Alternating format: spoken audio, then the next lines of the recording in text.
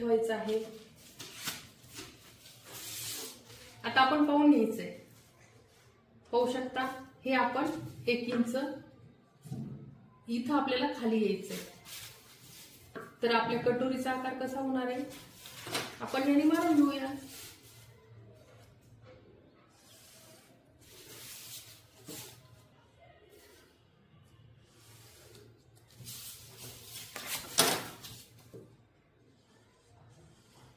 म्हणजे तुम्हाला कधीच वाटणार नाही आपण किती घ्यायचं काय करायचं ते आता अजिबात वाटणार नाही, कारण मी इतकं सोप्यात सोपं करून सांगितलंय।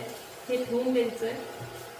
हे पाहू शकता ही लाईन वळलेली आहे आणि ही लाईन वळलेली आहे, कारण ह्या लाईनीमुळे आपलं जे काजबटन पट्टी आहे खाली येणार नाही आणि हे पण व्यवस्थित असं माप येईल त्यासाठी आपण हे वळून घेतलेलं आहे। आणि हे आहे आपण 1.5 इंच घेतलेले आहे ही मार्जिन। आता आपण कटोरी कट करूया।